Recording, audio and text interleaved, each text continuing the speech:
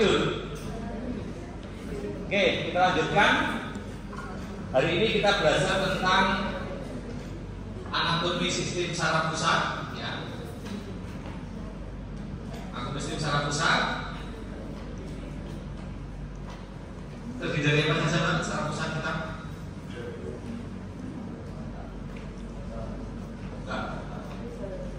Cerebrum, mas, medula spinalis. Jadi saraf pusat kita terdiri dari otak dan medula spinalis. Ya. Kemudian yang keluar dari otak dan medula spinalis namanya saraf tepi atau saraf periferi. Ya. Nah, saraf pusat sekarang nanti ada berapa bagian? Terganggu. Satunya.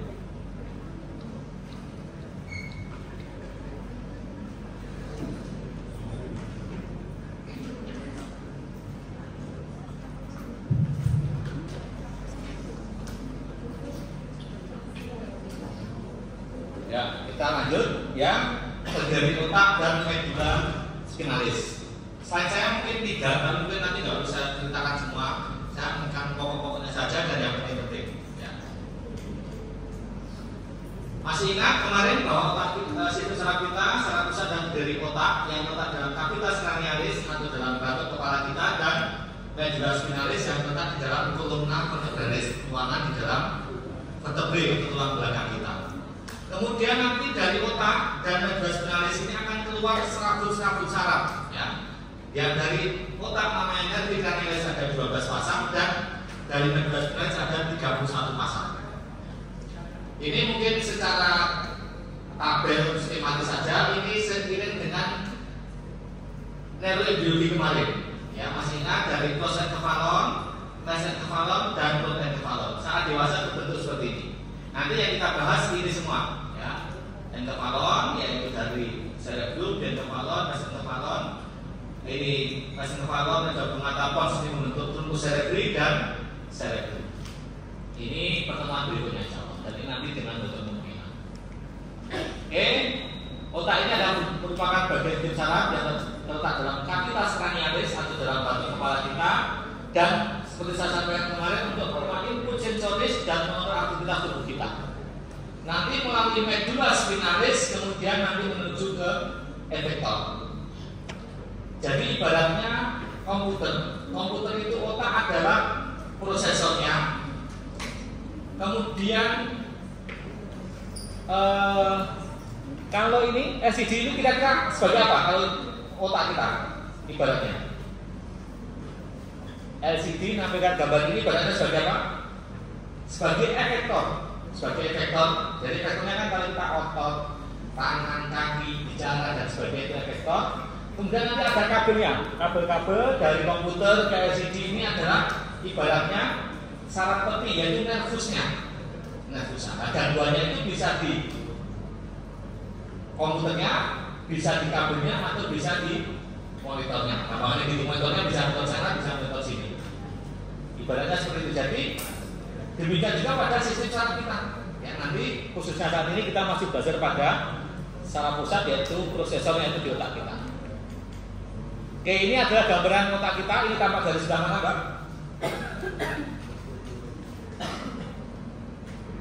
Dari mana? Tampak dari mana, Pak? Ini gambaran otak kita ini. Gambaran otak ini. Tampak dari mana? Dari mana? Baik. Dari lateral, masuk lari. Ya. Ada nanti penting nanti harus tahu ini, ya. Potongan atau penampakan dari lateral, sagital, korona atau frontal, horizontal itu penting.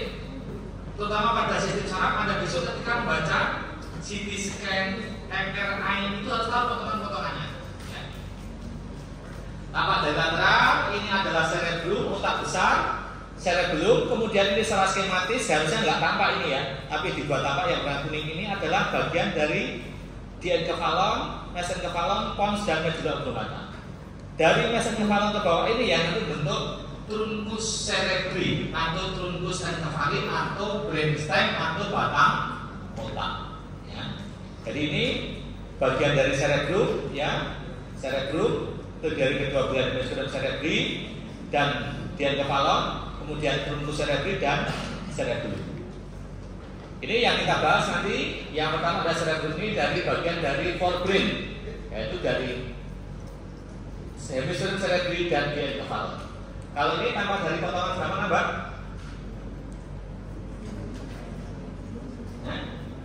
Medial, ya, dari tengah. Jadi kalau kotak ini kita belah di tengah, itu tampak dari medial. Tampak dari medial. Ya, gambaran seperti ini sama-sama ada cerebellum, truncus cerebri dan cerebellum, tapi tampak dari medial sehingga kelihatan terutama cerebellumnya ini tampak substansia grisea dan substansia alba. Cuma di sini belum kelihatan. Ya, ini kemudian tampak juga bagian medial dari truncus cerebri. Oke, sekarang cerebellum, ya, penting tadi saya lagi Anda harus tahu tampak dari mana, apakah lateral, medial, potongan apa, apakah koronal atau horizontal dan sebagainya, karena nanti akan digunakan pada saat klinis, ya, radiologis, melihat CT scan, MRI dan sebagainya. Ini ada tampak dari lateral, tampak dari medial, tampak dari superior, di mana otak ini ada bagian besar cerebellum, bagian besar dari otak kita, dan dibagi menjadi dua belahan, yaitu oleh suatu celah namanya visceral longitudinal cerebri yang menjadi hemisfer cerebri distal and sinistra, otak kanan dan otak kiri, di mana otak itu pusat kecerdasan kita dan memberi kemampuan kita berhitung, membaca, menulis, merencanakan, imajinasi, kreativitas dan sebagainya. Dan kemarin sudah saya contohkan bagaimana otak ini untuk kerja yang sederhana, mulai dari kita membaca, menulis, ya, kemudian makan apa, sampai yang kompleks, memutuskan masa depan, berhubungan dengan banyak orang dan sebagainya, itu ada kerja dari otak kita. Dari kita tidur sampai tidur lagi, bahkan tidur pun otak kita ini bekerja. Ini adalah otak tampak dari lateral, tampak dari medial. Ini terdiri dari lobus frontalis di anterior, ke belakang lobus occipitalis, kemudian di sini ada lobus parietalis dan lobus temporalis. Lobus-lobus ini sesuai dengan tulang yang ditempati. Dipisahkan keduanya oleh hemisfer cerebri, oleh tulang superior, ditempati oleh fox cerebri. Fox cerebri itu modifikasi dari dua mater. Besok kita lihat seperti apa dua mater yang misalkan antara hemisfer cerebri dan sinistra, otak kanan dan otak kiri. Tetapi kedua belahan otak itu dihubungkan oleh massa substansia alba, hubungan kedua belahan otak namanya strambotomesura, yaitu corpus callosum yang berwarna putih. Corpus callosum menghubungkan kedua belahan otak kita. Nah, otak ini kalau ingat kemarin secara biologi awalnya kan tidak gelembung, ya, classical primernya otak, prosencephalon, prosencephalon. Awalnya kan rata, dia terus berkembang. Kemudian karena perkembangannya lebih cepat daripada perkembangan kraniumnya, dia melipat, membentuk tonjolan, lipatan, kekuatan dan sebagainya. Sehingga di otak kita membentuk ada namanya dirus tonjolan dan lekuan namanya sulcus atau viscera. Kenapa kok otak kita harus membentuk seperti ini? Kok orang polos baik? Kenapa? Kira-kira? Kalian tahu? Mencoba menjawab? Takdir ya, jujur takdir kayak ini. Kenapa mas? Kira-kira mas?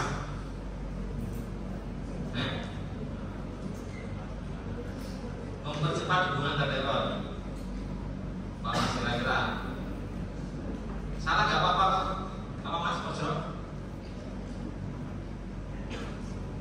Saya tahu Ojo. Kenapa kok otaknya ini kan, kalau gambar ini kan hanya rata itu. Padahal tadi ilustrasinya kan ada tonjolan, dan sebagainya. Kenapa kok harus seperti itu? Nah ini sudah ada zaman itu.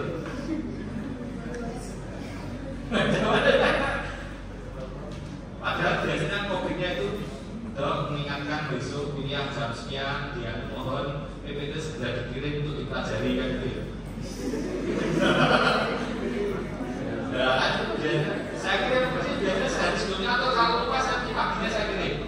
Ya mau dikirimkan PPT-nya. Dikirimkan PPT itu kan bukan hanya disimpan apa sih ya?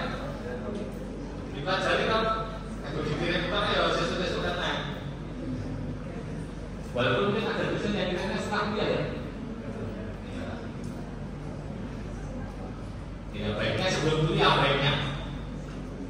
Nanti saya ingatkan ya setelah kuliah. Kalau berani. Ya memperluas permukaan otak karena nanti ada kelainan otak tertentu yang dia itu namanya holosepali. Jadi rata gitu loh. Nanti akan jadi gangguan seperti ini. Memperluas permukaan otak ini. Dan nanti visual-visualnya ada yang macam-macam ya, semua itu dibagi sesuai dengan area-area di otak kita. Nanti yang utama ada visual superior atau cerebri misalkan otak kanan, otak kiri. Sulcus centralis ini misalkan lobus frontalis dan parietalis ini. Kemudian lateralis misalkan antara frontalis parietalis dengan temporalis. Parieto occipitalis dan sulcus atau visual calcarina di sini. Ya, ini tampak dari media ini. Kemudian otak ini secara garis besar terdiri dari banyak buku yang mengatakan dibagi menjadi 4 lobus sesuai dengan tulang yang ditempati. Lobus frontalis, parietalis, temporalis dan occipitalis. Ya, sesuai dengan tempati yang di belakang tulang dahi, pelipis bawah dan belakang.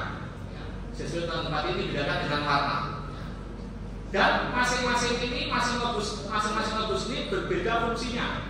Dan di lobus ini juga nanti visual tadi sulcus tadi juga ada di sini ada gyrus frontalis superior media dan sebagainya. Ada fungsinya masing-masing.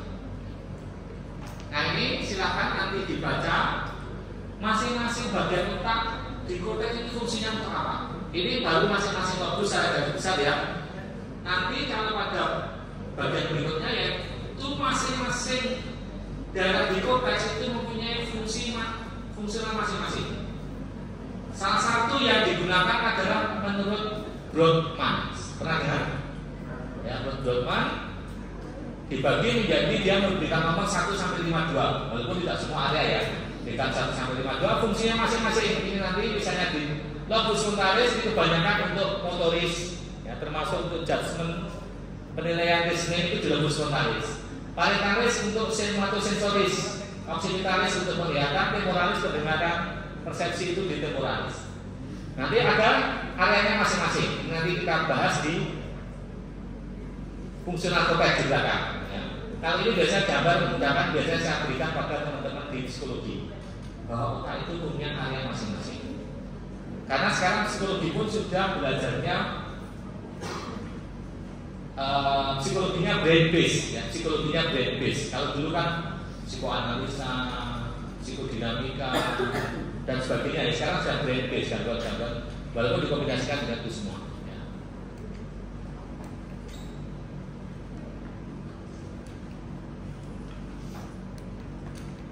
Nah sekarang ini gambaran otak ini tampak dari mana Mbak?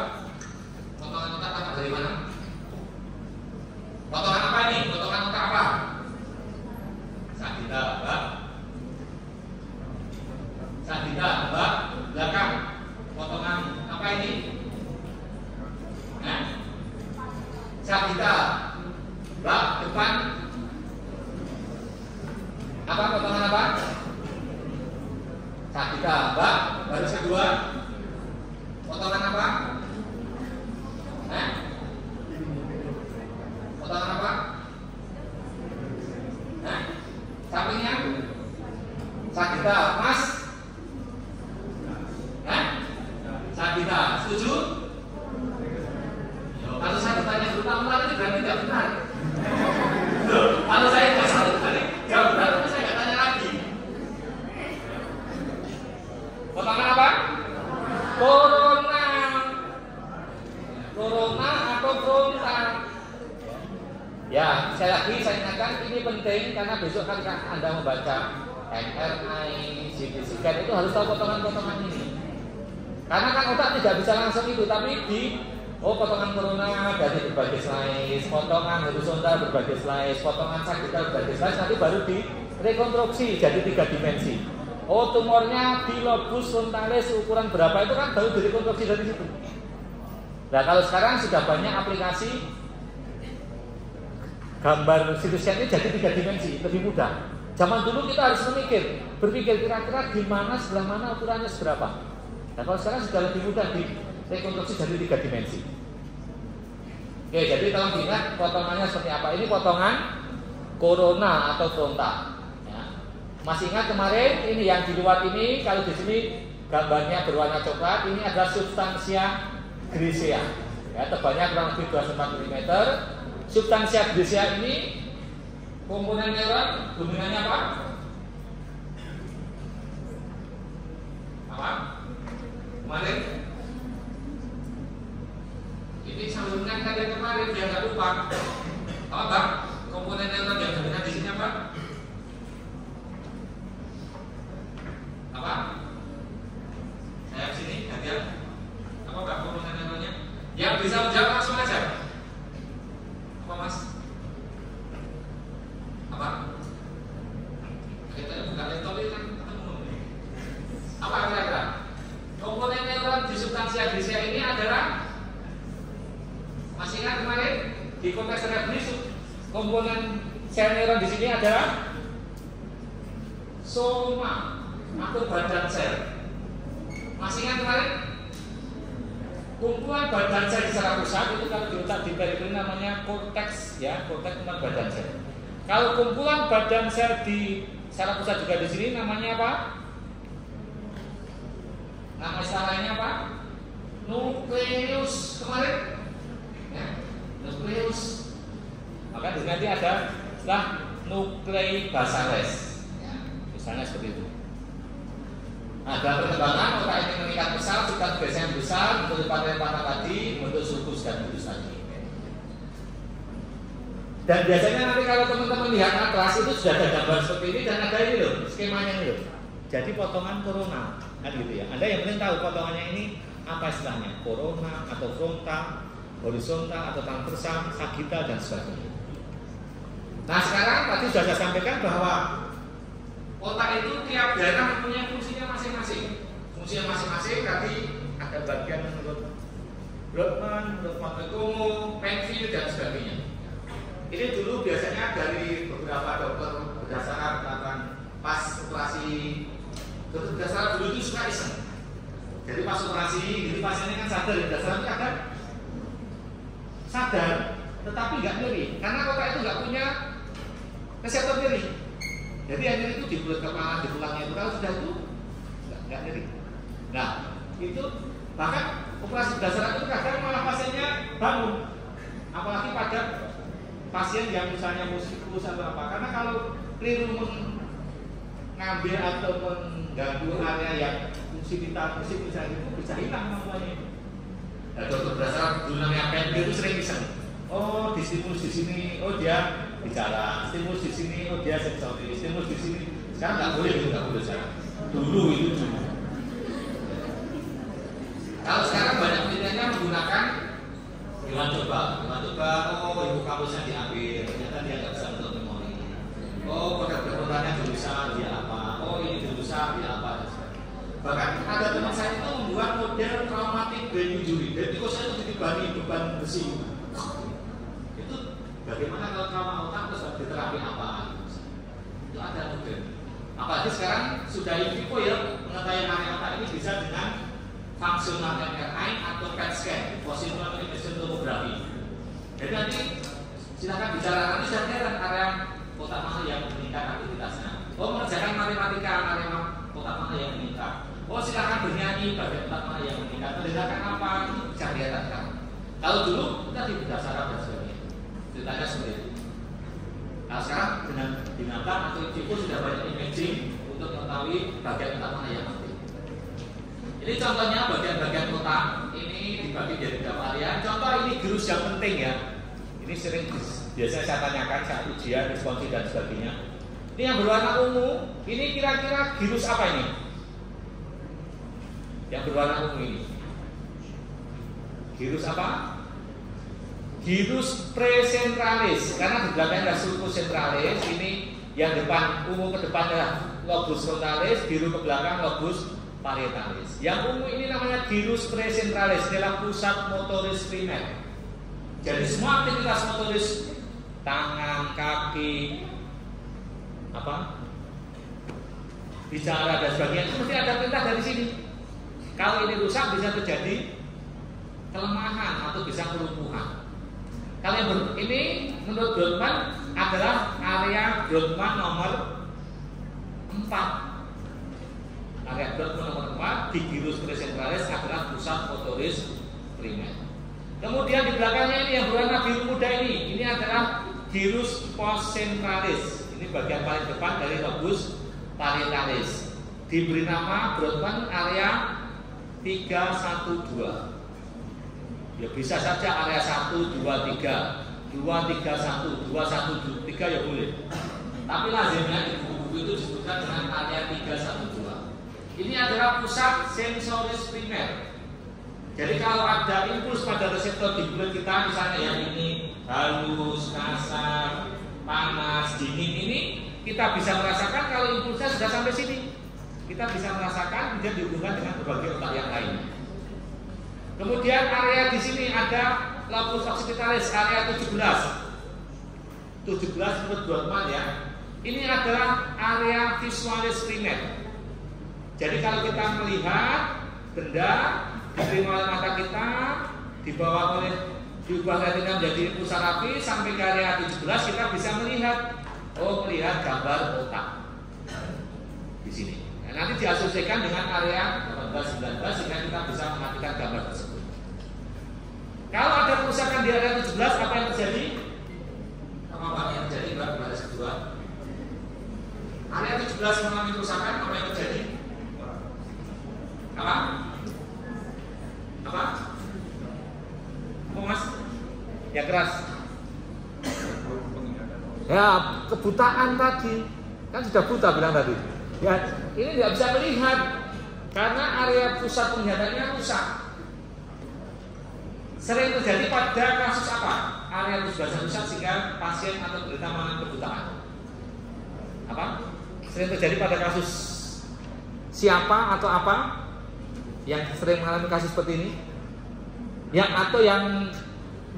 Atau mengalami kasus seperti ini kira-kira pada kasus siapa atau apa? Yang tahu? Biasanya kasus apa? Nah, gegar otaknya pada apa? Ayo sebentar pada siapa? Kecelakaan pada apa? Seringkali pada apa? Petinju. Petinju itu dipukul di wajahnya. Ya, petinju itu seringkali mengalami kerusakan di area otak belakang, termasuk pada area penglihatan 19 itu. Kenapa kok petinju dipukul wajahnya kok yang rusak di belakang? Karena otak itu kan, besok saya jelaskan, terendam dalam cairan KCS, liquor cerebrospinalis, dipukul otak. Benda itu kalau dipukul kan ada kelembaman. Dipukul keras memang di sini juga mungkin rusak trauma, tapi karena kelembaman di sini juga rusak. Sisi yang berlawanan dengan trauma tadi. Jadi kalau ada benturan di sini mungkin di sini juga patah atau gangguan di sini juga bisa. Namanya countercut trauma. Nanti silahkan dibaca di buku ya, neurologi, buku neuroanatomi, countercut trauma apa. Jadi area 17 ini terjadi kerusakan pada petinju. Area 4544, area Broca 4445 itu Brodmann area namanya area Broca. Ini adalah area bicara motoris. Kalau ada gangguan di sini, apa yang terjadi? Terjadi tidak bisa bicara, afasia motoris. Itu sering, itu nanti kasus-kasus ini juga sering itu ya. Afasia motoris. Kemudian area ya 4142 pendengaran misalnya.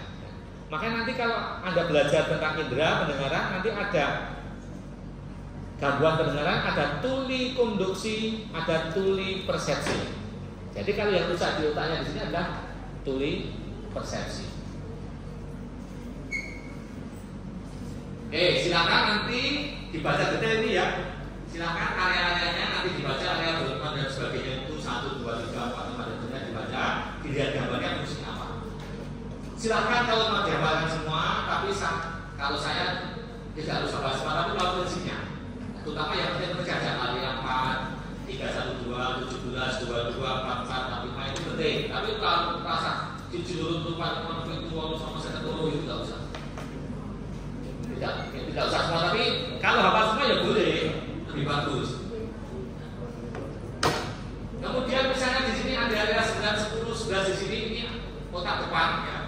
Gus Menaris, ini penting ya, biasa disebut dengan korteks prefrontal, prefrontal cortex PFC atau CPF, korteks prefrontal bahasa Indonesianya. Ini adalah area otak yang berfungsi untuk memori kerja.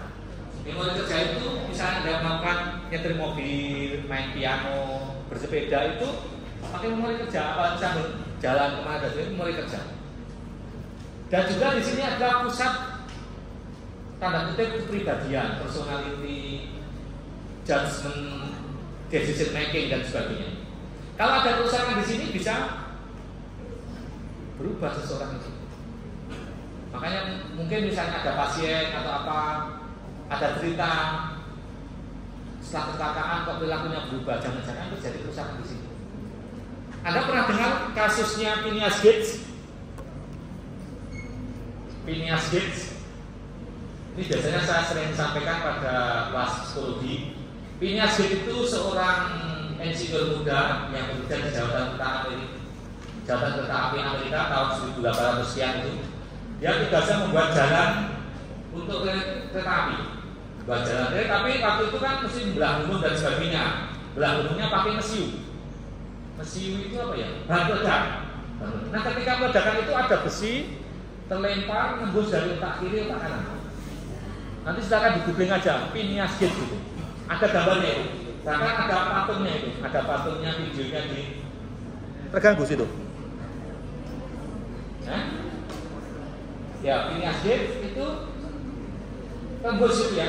Tapi alhamdulillah waktu itu dia berhasil diselamatkan, dioperasi, berhasil diselamatkan. Tetapi setelah selamat itu Phineas Gates tadi yang pintar, berwibawa, cerdas dan sebagainya itu menjadi seorang yang sembrono, berkata kotor, berlaku tidak baik dan sebagainya. Akhirnya dipecat dari pekerjaannya.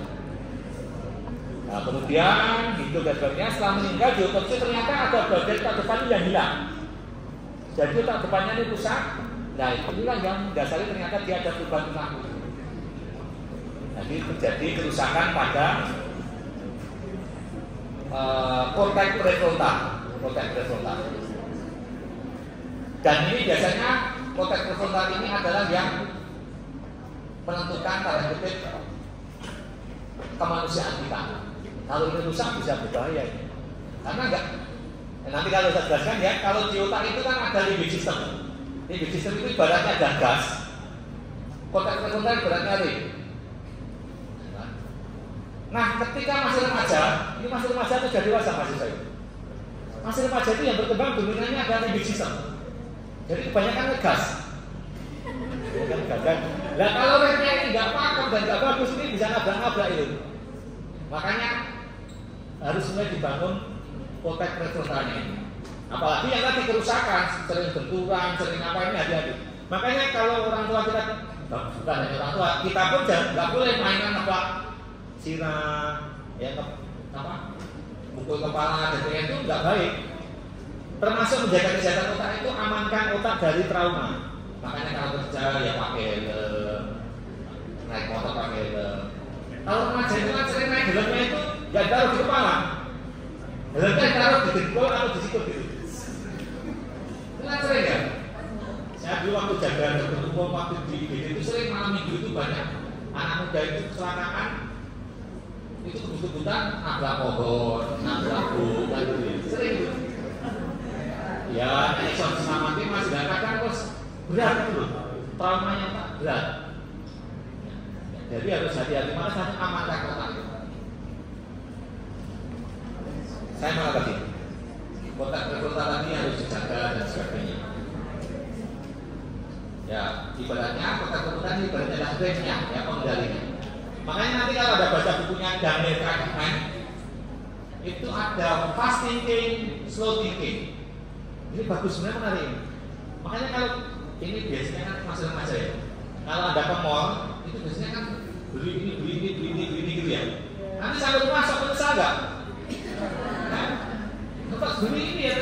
Karena apa ketika di mall itu fast thinkingnya yang jalan. Beli, apalagi uangnya banyak, pas habis sebaran beli aja. Itu beli yang rumah belum ini beli kalau itu.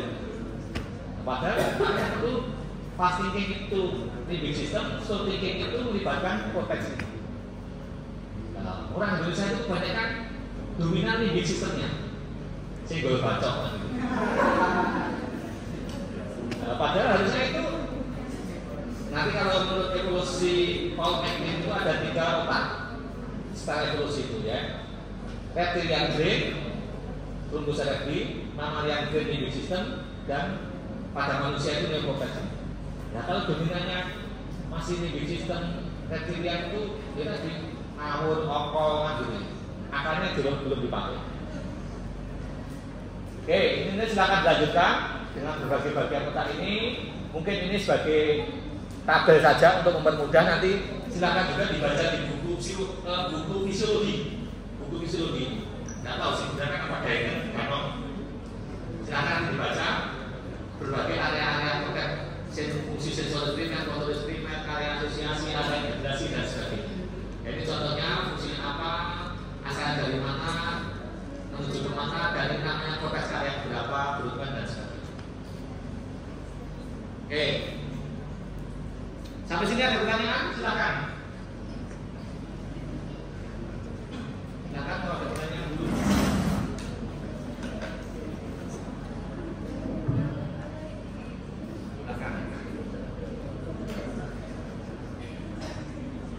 Oke, kalau belum ada pertanyaan, ini kira-kira gambar apa ini? Ini biru, ini merah. Apa bedanya? Ini apa ya? Oh, HP-nya atau layarnya ini terpotong ya? Kelihatan nggak tulisan di sini? Oh, dilihat di tabletnya masing-masing aja. Di tabletnya atau di komputernya. Kalau di kelas tadi, yang satu tadi kelihatan bawahnya. Ini apa ini keterangan bawahnya? Somatosensoris. Yang merah somatomotoris. Oke. Yang biru somatosensoris, berarti di virus apa, Pak? Oke. Sampingnya virus apa? Apa? Virus apa? Virus postcentralis. Betul, ya. Area berapa berarti? Ya. Berapa, Pak? 3, 1, 2 tadi. Nah, ini kan nyambung kalau kita tadi yang tadi kan ini bersambung. Kemarin juga mau menulis itu apa kan bersambung, biar kita belajar itu harus membuat koneksi-koneksi hubungan-hubungan. Biar kita itu kemarin ini putus-putus nanti nggak fotosintesis nanti. Nah, area ini adalah virus postcentralis atau area berikutnya 312. Ini motoris, berarti di virus apa, Mbak? Virus presentralis. Area berapa? Teman? Area 4. Sudah pintar semua. Jadi seperti ini kalau belajar itu, ya. Ini motoris. Nah, apa artinya gambar ini? Ini ada homunculus sensoris, ini homunculus motoris. Kok ada gambar tungkai, tangan, wajah, bibir, lidah dan sebagainya itu?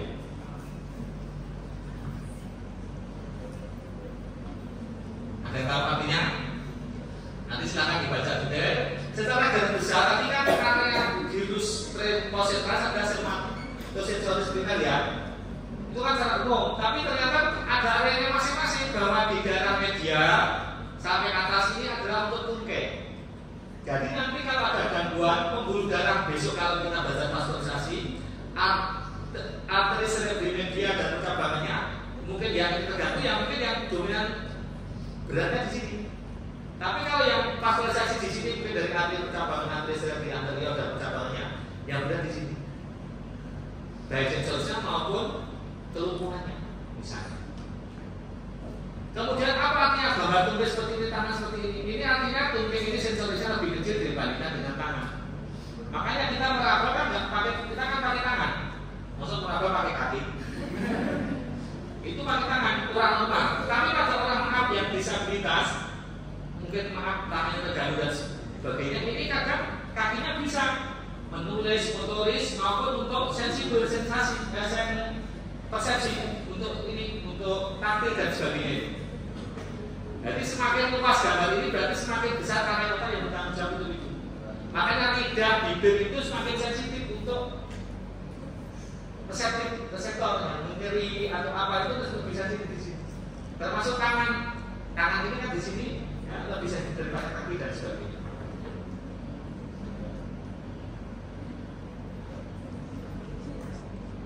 bibir, ya, wajah, kepala, ini mulutnya membuka motorisnya. Berarti banyak bicara, karena area untuk bicara lebih luas daripada sini misalnya. Tangan main apa olahraga atau mungkin menulis ya kita tentunya pakai tangan dibandingkan pakai kaki dan sebagainya. Tapi kalau tergabung ya nanti sesuai dengan areanya masing-masing.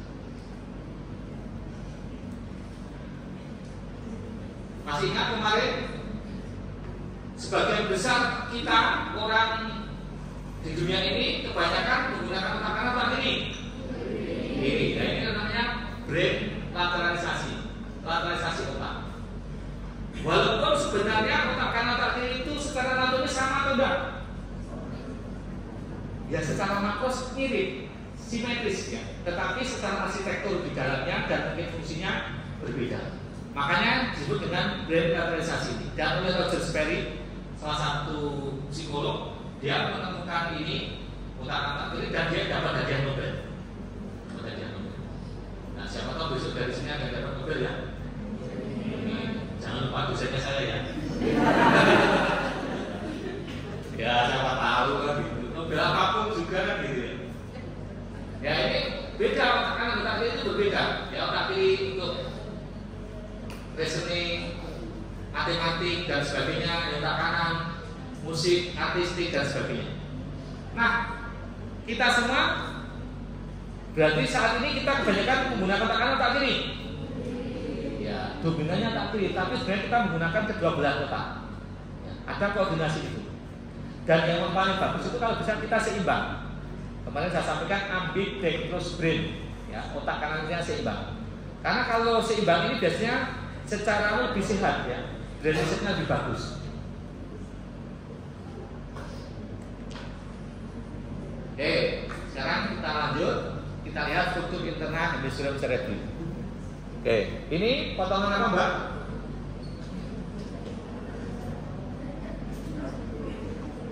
Potongan apa Mas? Nota sampingnya. Nota sampingnya. Oh Mas? Ya, transversal atau horizontal. Kalau nota horizontal. Jadi ya kalau ini transversal. Ini juga namanya transversal, tapi juga horizontal. Jadi otak itu nanti pas membuat CT scan MRI itu ada potongan horizontal, berapa slice, mungkin 20-40 slice misalnya itu ya. Sagital juga berapa slice, kemudian potongan berapa slice tadi, kemudian itu di modern PD. Sekarang bisa di modern PD. Nah ini pada potongan horizontal kelihatan sama, ada korteks cerebri ya. Kemudian ada yang putih-putih ini adalah masa substansia alba. Substansia alba berarti dominannya dari komponen neuron apa? Apa? Apa? Somati apa? Apa? Komponen neuron apa, Mbak? Yang untuk substansia alba? Apa Mas? Saya di sini ada yang mau jawab? Komponen neuron apa? Saya di sini.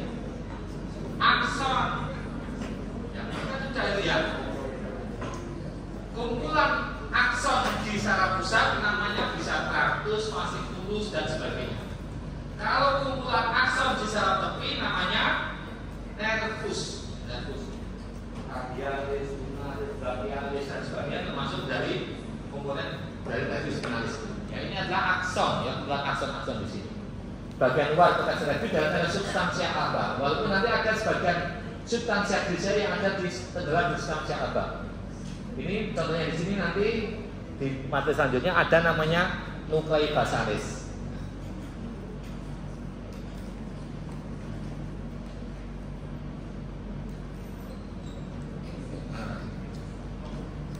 Nah sekarang substansia alba ini adalah akson. Akson itu kan panjangnya bisa beberapa milimeter, bisa sampai lebih dari 1 meter.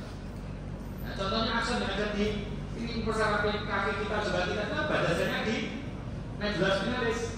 Dan nanti dari mungkin plexus lumbalis, sacralis itu kan sampai ujung kaki kita aksonnya bisa lebih dari 1 meter misalnya. Atau mungkin tractus corticus spinalis dan sebagainya. Nah, substansi alba itu dari akson yang bermielin, ya masih ingat mielin? Ini termasuk untuk substansi alba di sini. Ada 3 komponen utama atau 3 kelompok utama serabut saraf di otak kita, yaitu serabut komisuran menghubungkan antara titik yang sama pada otak kanan dan otak kiri. Ini sudah sinistra et sinistra. Itu namanya serabut komisuran. Seperti ini, contohnya corpus callosum. Otak kanan otak kiri pada titik yang sama itu namanya serabut komisuran. Corpus callosum, komisuran anterior dan sebagainya. Kalau serabut otak yang serabut saraf hubungan antara otak bagian sisi satu dengan sisi yang lain pada sisi yang sama, kanan, sisi kanan misalnya itu, sisi kiri, sisi kanan itu otak depan, frontalis dan occipitalis, namanya serabut asosiasi.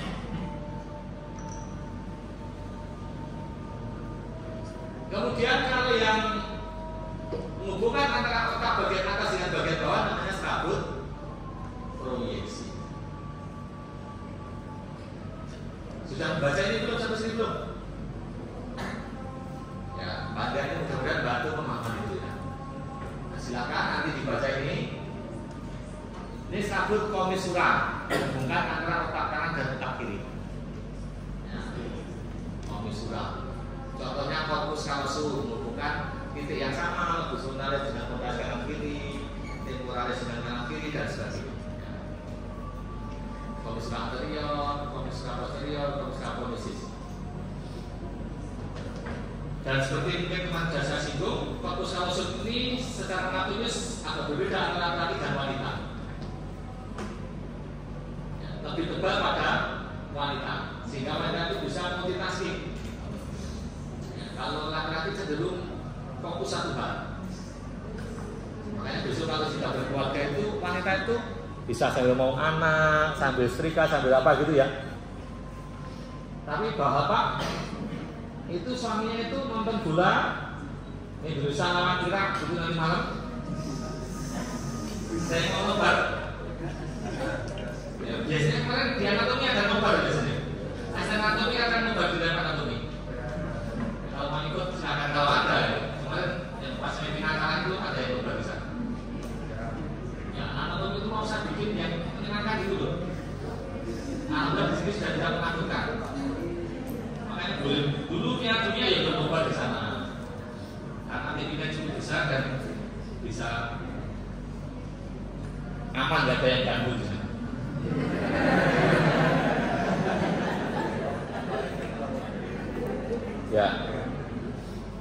Ya, jadi laki-laki biasanya fokus.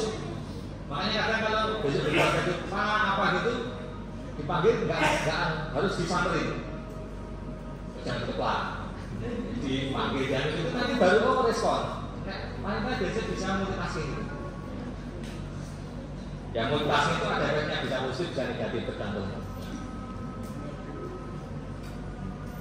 Oke, ini perlu ya. Anda mungkin besok perlu belajar juga brain female versus brain male. Apa perbedaan otak laki-laki dan perempuan? Harus tahu. Wanita itu, ini wanita atau ibu-ibu itu ya. Ibu-ibu itu kalau belanja ke mall itu dari sini balik mukul kan kayak gitu. Bapak nggak beli langsung menuju ke sana, beli langsung pulang. Biasanya gitu. Ini kadang kalau yang tidak memahami, itu kadang jadi konflik. Hanya harus memahami yang seperti itu. Perbedaan laki-laki dan wanita, termasuk di tempat kerja dan sebagainya juga gitu.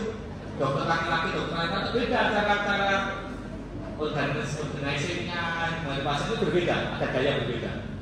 Ya, itu memang nggak bisa disamakan laki-laki dan wanita berbeda, tapi untuk saling melengkapi, malah kuliah bareng-bareng. Oke, nah serabut asosiasi ini menghubungkan antara satu titik dengan titik yang lain, tapi pada sisi otak yang sama. Jadi otak misalnya lobus frontalis, occipitalis, otak kanan, ya. Misalnya area bruca, area wernicke pada otak kiri, misalnya gitu. Ya. Itu namanya serabut asosiasi. Contohnya ini, vastus superior, vastus arcuatus, cingulum dan sebagainya. Kemudian kalau yang serabut proyeksi ini menghubungkan antara otak dengan bagian di bawahnya. Bisa descendent, bisa ascendent. Besok kita bahas pada traktus atau jarak pada saraf. Dan biasanya mudah cara Dilihat aja, traktus itu kan kumpulan badan sel kumpulan akson di saraf pusat itu traktus atau fasciculus, kan itu ya. Jangan traktus spinalis bukan. Traktus ini namanya corticospinalis, berarti dari korteks ke medulla spinalis. Traktus corticopontini dari korteks ke pons. Nanti traktus spinothalamikus dari medulla spinalis ke talamus. Misalnya yang skabut proyeksi yang ascendent. Nanti kita lebih detail di videonya. Ini contohnya seperti ini. Ya. Jadi ini yang turun ke bawah. Ya. Menghubungkan area kortika dengan subkortika termasuk dengan medulla spinalis. Nah tadi kalau kita konsisten pada istilah yang kita pelajari kemarin, Anda lebih suka istilah yang atas atau yang bawah? Nah, lebih suka yang atas atau yang bawah? Kalau kita konsisten, ganglion kemarin apa definisinya? Kumpulan badan sel di saraf tepi. Kalau kumpulan badan sel di saraf pusat namanya nukleus. Ya, makanya sekarang sudah banyak buku yang menggunakan istilah nuklei basales. Kalau zaman saya dulu masih ganglia basales atau ganglia basalia. Kenapa itu istilahnya mungkin kalau Jawa itu Purwoboso itu. Ada masih ada bahasa Jawa nggak? Saya mau Jawa. Salah kaprah dulu, salah kaprah godok wedang. Wedang kok digodok, wedang udah matang. Sekarang udah bahasa Jawa ya? Ya udah apa? Kayak ini sekarang yang dipakai adalah nuklei basales ya. Walaupun nanti kalau beberapa buku menyebutkan apa sih tapi itu sama. Nah, cuma kalau kita konsisten kan nuklei basales kumpulan badan sel di saraf pusat itu nukleus. Maka ini yang berat ini adalah kumpulan badan sel yang terletak di dalam otak, berarti namanya nuklei basales. Walaupun ada beberapa buku yang tidak basalia. Terdiri dari nukleus anticortex dan nukleus caudatus. Nukleus anticortex terdiri dari putamen dan nukleus pallidus, nukleus caudatus. Nah, ini namanya disebut dengan cortex striatum juga. Ini untuk menerima itu dari berbagai area dan dia nanti juga hubungan dengan nukleus thalamus dan substansia nigra, terutama untuk berfungsi untuk mengatur gerakan, perhalus gerakan, termasuk juga fungsi dan linguistik. Kalau ada gangguan pada ganglia basalia atau nuklei basales, contoh gangguannya ada Parkinson. Pernah lihat pasien Parkinson? Pasien Parkinson itu biasanya kelainan degeneratif, ada kerusakan di nuklei basales atau juga mesencephalon pada substansia nigra berkaitan dengan kekurangan dopamin. Maka terapinya ada levodopa. Salah satunya levodopa itu meningkatkan prekursor untuk memproduksi dopamin. Gejalanya apa Parkinson itu?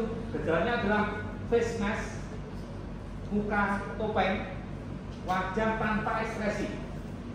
Nanti kalau punya teman kok pas temannya gembira ya meneng baik, temannya sedih ya itu bukan datar. Tidak usah lebih temannya.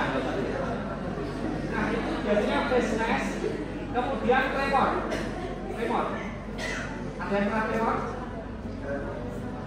Kapan biasanya ada tremor? Kapan nggak ada tremor?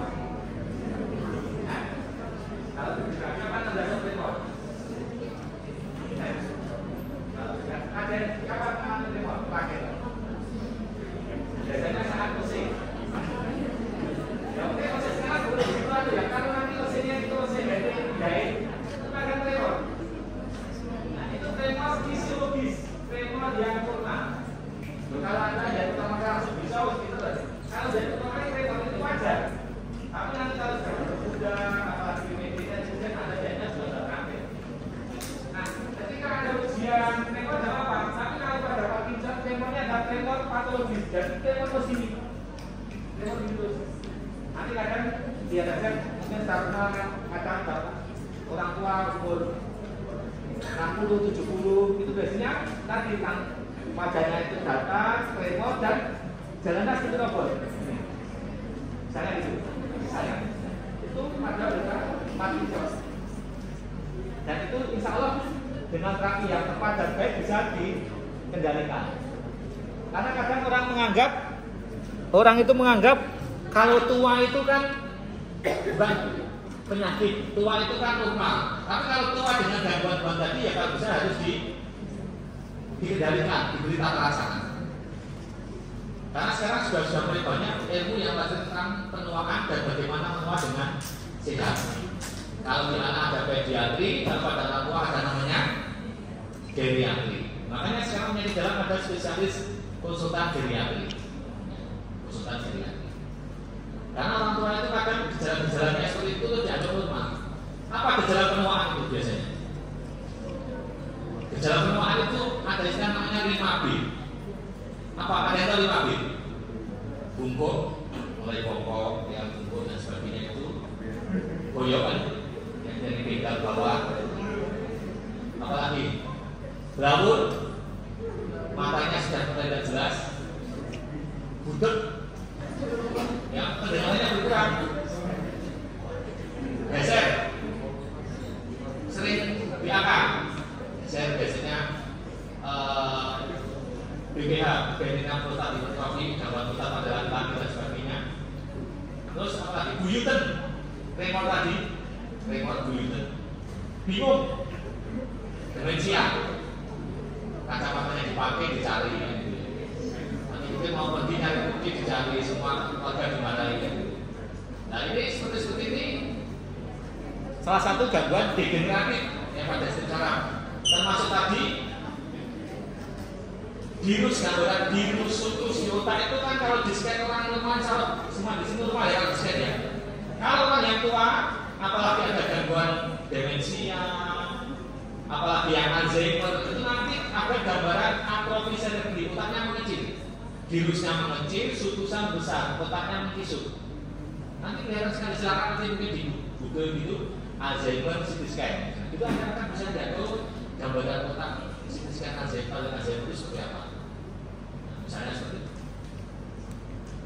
Limbic system ini adalah kelompok struktur di cerebrum dan encefalon terdiri dari informasi hippocampus, korteks frontal amigdala dan sebagainya, disebut dengan emotional brain, otak emosi yang mengendalikan rasa senang, sedih, gembira, haru dan sebagainya. Nah, ada prosesnya ada di otak ini dan biasanya besok kalau Anda belajar fisiologi belajar tentang neurotransmitter, sudah belum? Neurotransmitter itu adalah messenger atau zat yang digunakan komunikasi pada chemical synapses. Dan ini fungsinya masing-masing. Nanti banyak neurotransmitter. Salah satu beberapa transmitter utama itu ada dopamin yang memberikan rasa gembira.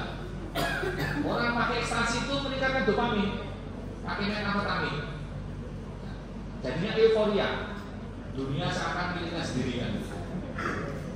Kalau yang serotonin tenang, khusyuk. Kemudian GABA rileks. Makanya kalau orang cemas, ansietas itu biasa GABA-nya rendah. Makanya diberikan kalau dokter perlu yang misalnya resep meningkatkan GABA, ya, alfa sultan dan sebagainya. Atau mungkin kalau psikolog meningkatkan konsumsi untuk meningkatkan GABA. Kemudian apa? Norepinefrin semangat misalnya. Makanya misalnya kalau orang sulit tidur itu biasanya cahayanya harus semarang, kemudian suruh minum susu. Kenapa orang sulit tidur kok suruh minum susu? Biar apa? Biar kenyang. Ya, susu itu mengandung asam amino triptofan. Triptofan itu prekursor untuk serotonin. Nah, harapannya kalau tidur biar kalau serotonin meningkat dia lebih tenang.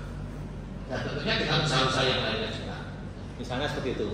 Ya, jadi senang, sedih, gembira itu ada proses di otak kita, khususnya di sistem limbik, termasuk dengan perubahan komposisi dari transmitter dan sebagainya.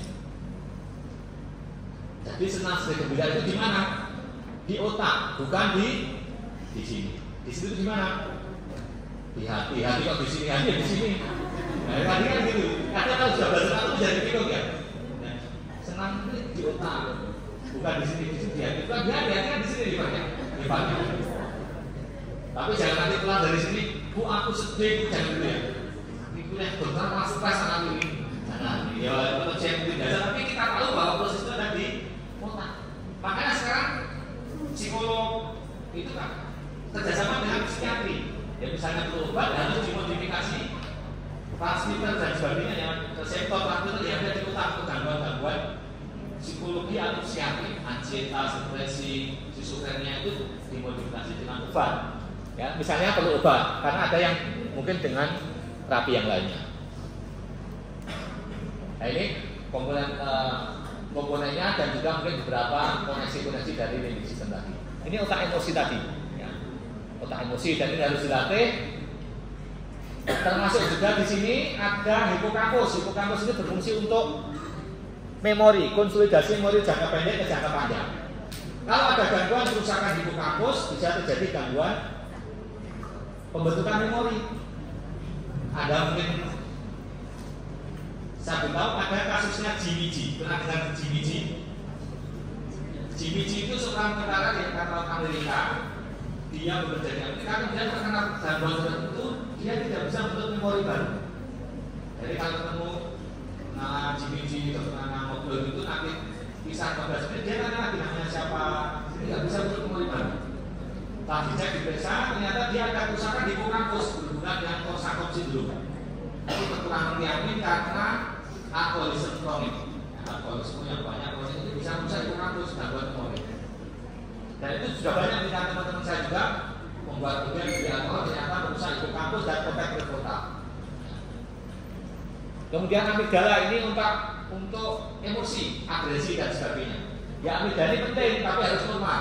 Kalau berlebih dia bisa jadi agresif, bahkan bisa tanda kutip psikopatologis, psikopat. Jadi pernah ada kasus di Amerika itu ada seorang yang menembak orang-orang sekitarnya itu dan dia bunuh diri. Bunuh diri, menembak dia sendiri. Ternyata dia meninggalkan wasiat, suruh otopsi setelah meninggal. Ternyata di otopsi ternyata ada tumor di amigdalanya. Jadi dia menyadari bahwa ada sesuatu di otak yang membuat saya ini tidak seperti orang normal. Ternyata belum ada pembesaran amigdala. Sekarang sudah ada istilah mungkin amigdala hijacking, yang mungkin kalau orang terlalu bercemas, khawatir, atau mungkin agresif berlebihan itu jangan-jangan ada amigdalanya. Ada peningkatan pada amigdala dan sebagainya, hipertrofi dan sebagainya. Ada pertanyaan sampai sini? Mau kuliah sampai jam berapa? Sudah? Ya. Ya, otak itu sekali lagi unlimited, tetapi bisa lelah. Maka harus langsung semuanya dan sebagainya. Nanti cerita-cerita saya tadi mudah-mudahan menginspirasi, memudahkan Anda dalam belajar. Silahkan dibaca lebih detail pada PowerPoint maupun pada textbook yang ada. Ya, silahkan kepada saya merekomendasikan SNAP, aktivitas neuroanatomi misalnya. Nanti lanjutkan diencephalon, ya fungsinya dan sebagainya dari epithalamus, ya epithalamus ini melatonin, tadi tidur tadi, ya makanya kalau bisa kelas ini nggak ideal untuk belajar sebenarnya. Kenapa? Terlalu gelap ini melatonin meningkat, jadinya ngantuk. Harusnya terang, tapi ini harus juga jelas. Misalnya gitu. Nugas jadi menarik tulis sama pembawaan. Kelas ini 100 sekian mahasiswa, pantunnya atau bau pantunnya beda-beda. Misalnya parfumnya mereknya sama pun mungkin penyemprotnya ada yang bonus, ada yang menyesat gitu sudah. Karena mungkin berbeda. Bahkan di Amerika itu ada penelitian respon preferensi bau pendukung partai Republik dan partai Demokrat. Ternyata berbeda di Amerika itu. Nah, di Indonesia sudah diteliti. Kenapa? Partainya banyak dan suka pindah partai. Jadi kan jadi sudah diteliti. Ya, talamus ini relaxation, hampir semua sensoris itu ke korteks melalui talamus kecuali olfaktorius dan tractus spinocerebralis ini. Makanya pembawaan itu lebih cepat kadang menimbulkan respon emosi. Misalnya Anda masuk besok kan sudah koas, hati-hati. Koas, kalau sekarang kan baunya masih wangi-wangi gitu ya. Pasien yang udah umur 60-70 itu baunya remason, minyak cakrat dan sebagainya itu belum nanti ada yang BAK, BAB itu baunya macam-macam. Nah, Anda harus ya ngomong bisa langsung untuk hidung ini dokter, wah video Anda dikeplak sama seniornya nanti langsung baunya dok. Ada harus latihan seperti itu. Misalnya masuk bangsa geriatri tadi atau masuk bangsa saraf, harus latihan seperti itu. Karena langsung itu tanpa lewat kamus, dia langsung dari hitung ke faktorius langsung ke teks elektrik. Nah, untuk hipotalamus ya, hipotalamus ini kecil tapi penting. Ini berhubungan dengan respon otonom, hormon dan sebagainya, termasuk stres itu salah satunya ada akses HPA, hipotalamus pituitari dan adrenal. Oke, ini udah usah. Oke, untuk slide berikutnya masih ada 2 slide sebenarnya. Untuk trunkus cerebri dan cerebellum silahkan dibaca sendiri. Ya, yang trunkus cerebri itu yang penting adalah Anda tahu dari mesencephalon, pons dan medulla oblongata. Ya, terutama pons dan medulla oblongata itu, nah, dari mesencephalon, pons dan medulla oblongata itu tempat keluar dari membran kanalis 3 sampai 12. Itu dari trunkus cerebri. Kemudian pons dan medulla oblongata itu terdapat banyak fungsi kita di sana, denyut jantung, pernapasan dan sebagainya. Maka ada gangguan di situ, trauma, tumor atau apa, kalau di situ biasanya berakibat prognosinya jelek atau fatal. Kalau di kopek tadi kan mungkin maaf, lumpuh atau apa kan masih hidup, kalau di situ bisa fatal, ya, menekan pernapasan, denyut jantung bisa meninggal dan sebagainya. Yaitu kemudian jarak-jarak di mesencephalon, pons dan medulla oblongata. Dan medulla oblongata nanti silakan Anda lihat bangunan-bangunan di atas, bangunan luarnya yang menarik. Anterior utama ada piramis, olivar, yang posterior nanti ada tuberculum pneatus, gracilis, kemudian yang pons yang depan ada adanya sulcus basilaris montis. Kalau saya belum hampir sama dengan saya belum, tapi dia lebih kecil dan terutama berfungsi untuk keseimbangan. Oke, saya kira cukup sekian. Ini sudah dibaca. Pikirannya sudah di sini. Karena memang apa ya? Otak itu tadi analitik tapi bisa lelah. Nah, lelah harus istirahat cukup, nutrisi cukup dan sebagainya. Oke, kalau ketemu lagi minggu depan kita belajar tentang penjelasan menarik dan praktis asiden dan insiden yang jaga saraf. Terima kasih. Semoga tidak bosan bertemu saya. Karena saya jabatannya 4 kali kalau saya. Terima kasih. Assalamualaikum warahmatullahi wabarakatuh.